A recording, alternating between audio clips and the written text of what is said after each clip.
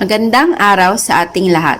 Pag-uusapan po natin ngayon ang gulayan sa ating tahanan o urban gardening.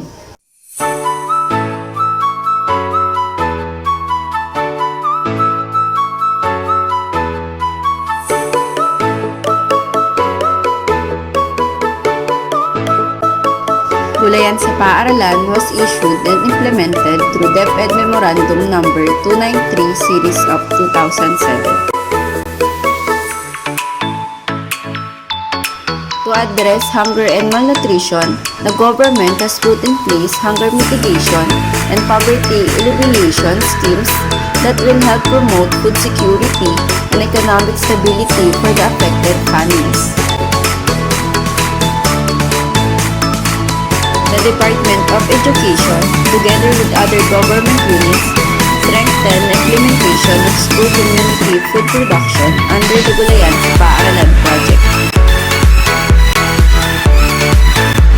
Gulayan sa paaralan shall be implemented in all public elementary and secondary schools in ample or limited areas in rural or even urban setting using organic gardening technologies.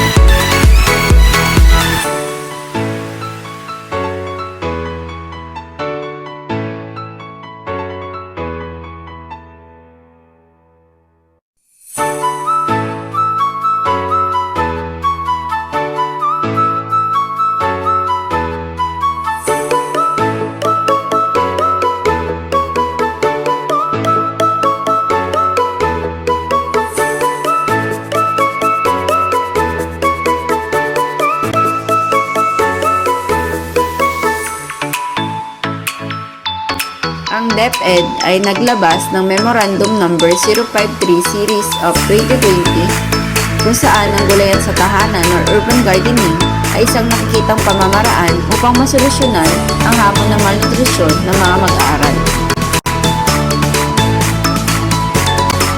Ang St. Francis National High School ay nagtitiisa at sumusuporta sa gulayan sa tahanan program o urban gardening.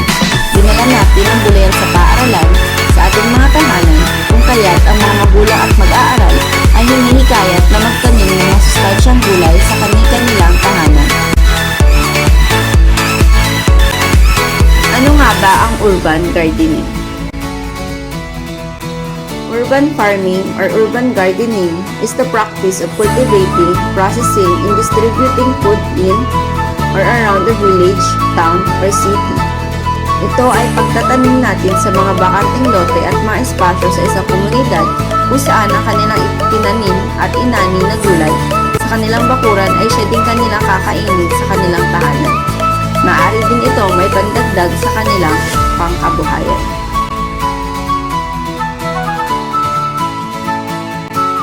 Layunin ng gulayan sa tahanan. Una ay upang matugunan ang pagkain na siyang pangunahing pangangailangan ng ating mag-aaral sa panahon ng pandemya. Ikalawa ay upang masolusyonan ang problema sa malnutrisyon. Pangatlo, upang mahikayat ang mga kabataan sa pagtatanim at pagkain ng gulay. At panghuli, makakatulong ang programa sa pagtaguyod ng kabuhayan ng bawat pamilya.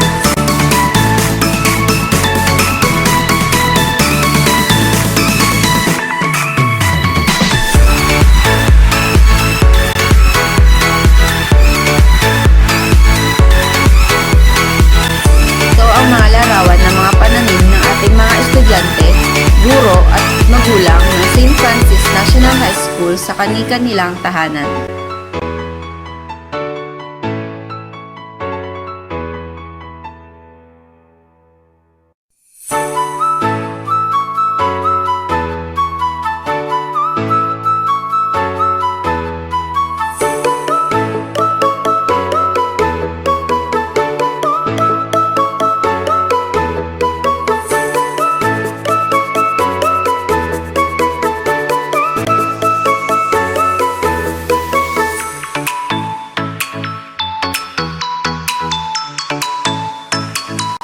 Para sa Nutriban making or Nutriban mula sa bakuran, ang mga pananim na ating naani sa ating munting gulayan sa tahanan ay maaari natin gawing masustansyang tinapay.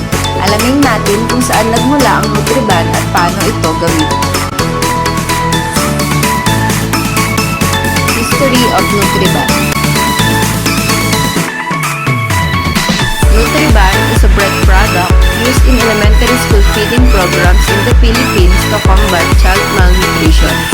United States for International Development or USAID created Nutriban with the main ingredients of whole wheat flour, non-fat dried milk powder, soy flour, and iodized salt.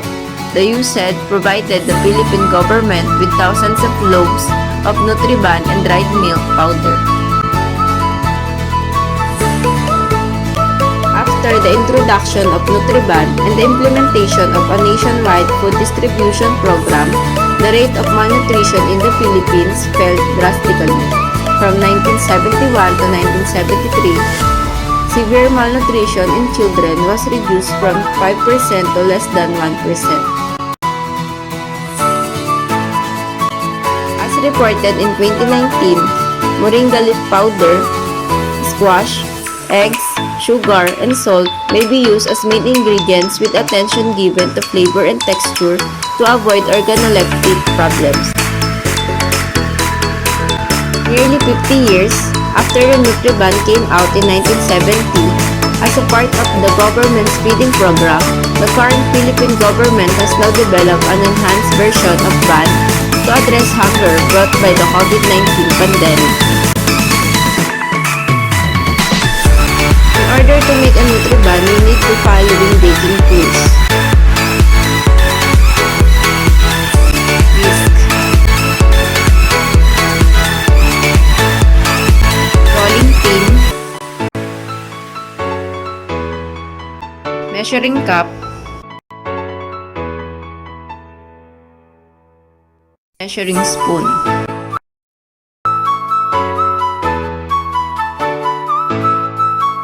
These are the ingredients that we need to make a Nutriban.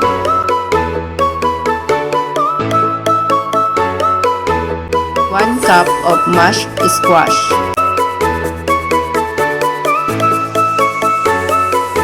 3/4 cup of fresh milk.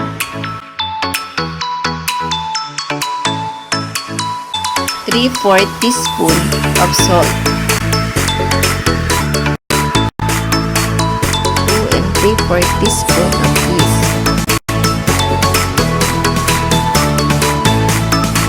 1 tablespoon ground of moringa leaf.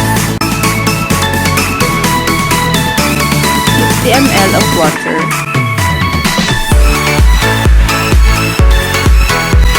Cups of bread flour.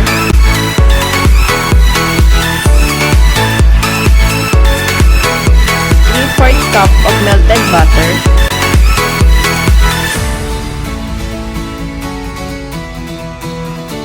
1/2 cup of sugar,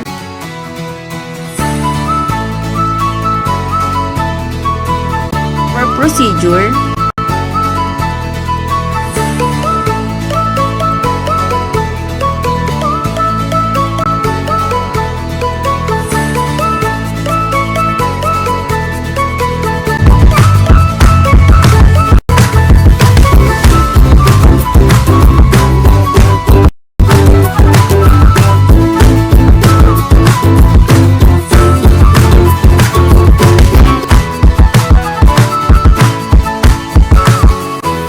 need to prepare all tools and materials needed.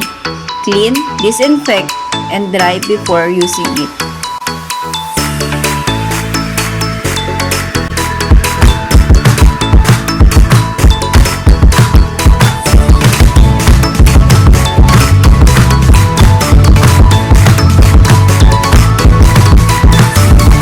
Measure all the ingredients accurately.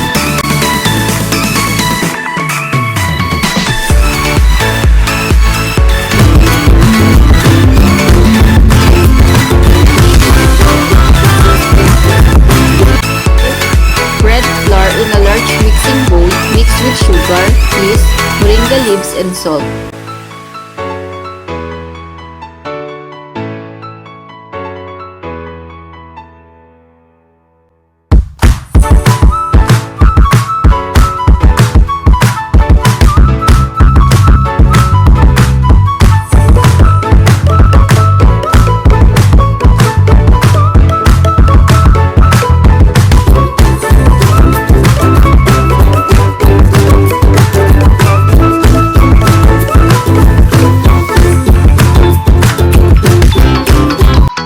The egg, then add warm milk, water, melted butter, and mash squash.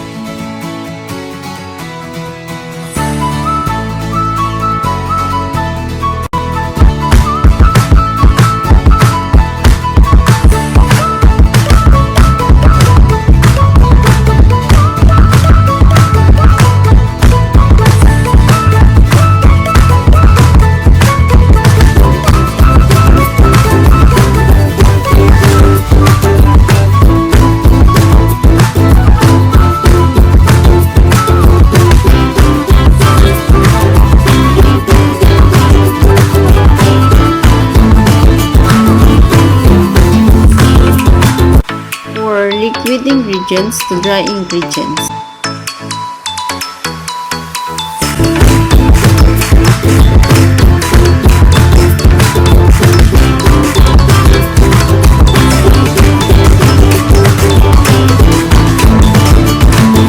Knead for 15 to 20 minutes. When the dough is already smooth, elastic, and blisters are showing, form a ball and set aside for 20 minutes or until it doubles in size.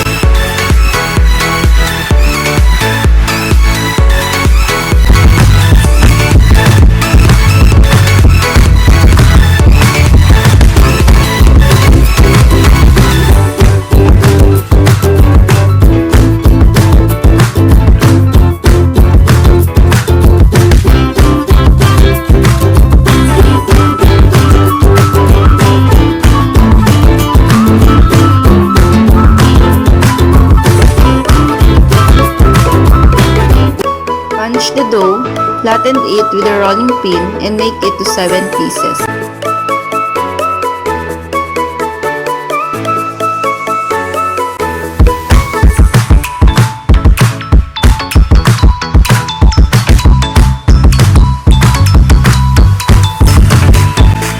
Arrange in baking sheet and brush with egg, then set aside for 30 minutes or until it increases its size.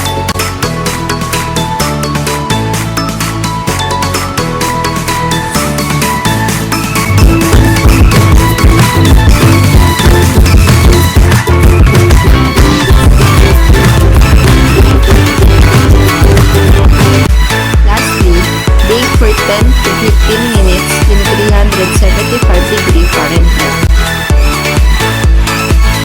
These are finished products that you can try at home.